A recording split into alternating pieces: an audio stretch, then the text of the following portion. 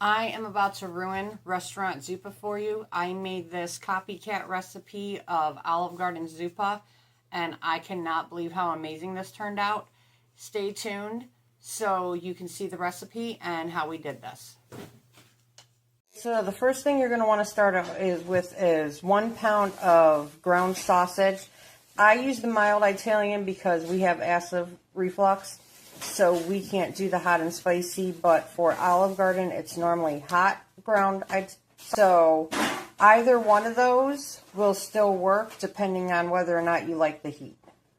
Go through and chop up an onion and get it fried so we can put that in there. Okay, so when chopping up the onion, after you take the outer layer off, the easiest way that I found to do it, cut it in half. And you can have the onion as thick or as thin as you want it. I just chop it. I'm not going for absolute perfection on the onion. Alright, after we get that all chopped up, get it into your frying pan. Get this onto the stove, start frying this, and then we'll move on to our other step. Okay, we have some freshly scrubbed potatoes, so next you want to dice potatoes. And you can have them a little thicker if you want, or a little thinner, that's your choice. You are not going to want to cook these all the way through. Give them a quick boil just to soften them up a tiny bit before you put them in the zuppa.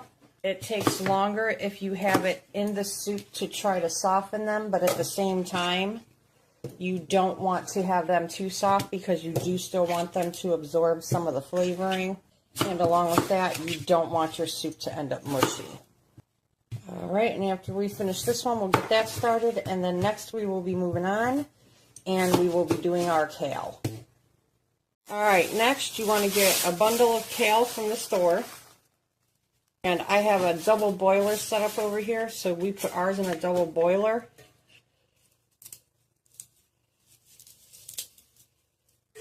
And you can either break the leaves off, or what I do,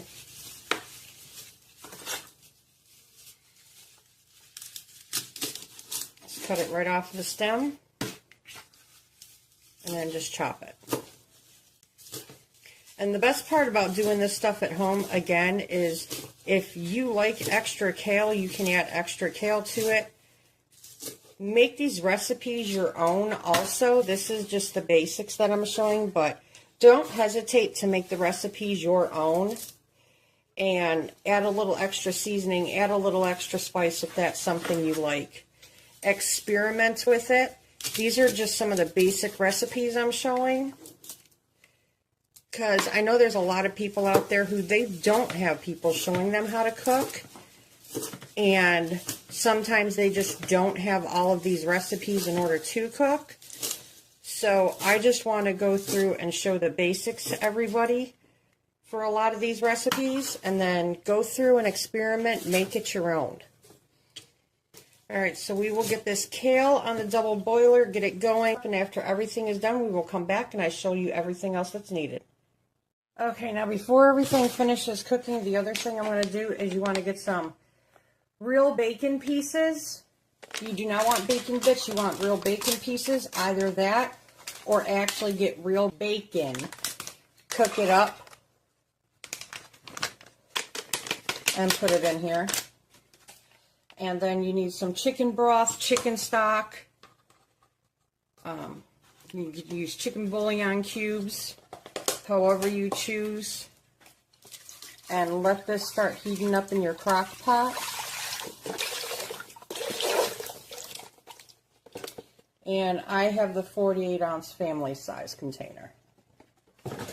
And then in a minute we will come back and everything's done cooking. We will put it all together. So now that we got everything cooked, start mixing it all together. Potatoes, our onions, our sausage.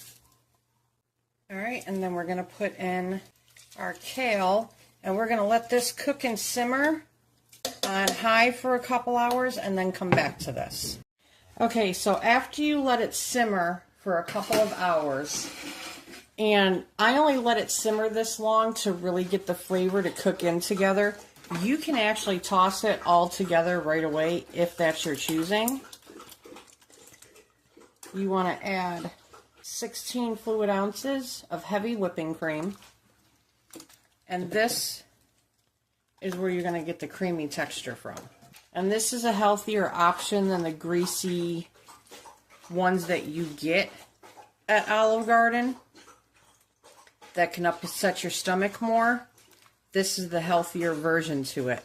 And if you don't have kale or you want to add spinach to it, you can even sprinkle some spring onions on top of it when you're done. But this is the actual recipe on how to repeat, like I said before, the Olive Garden one. Just with the mild sausage and not the hot sausage. We're going to let this cook a little bit longer, and then I'll show it to you after it's dished up. This turned out absolutely fantastic.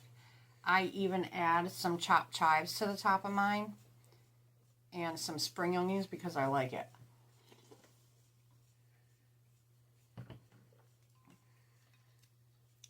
And it turns out so good. It has such a rich flavor. And the broth is nice and creamy.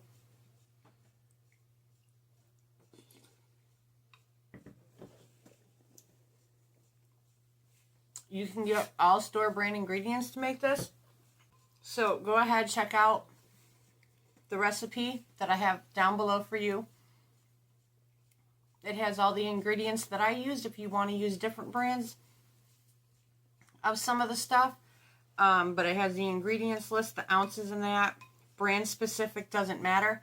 But I guarantee you're going to love the taste of this. If you like the Zuppa Toscana, you're going to love this. Go ahead and check it out. Till later, we'll see you again. Bye.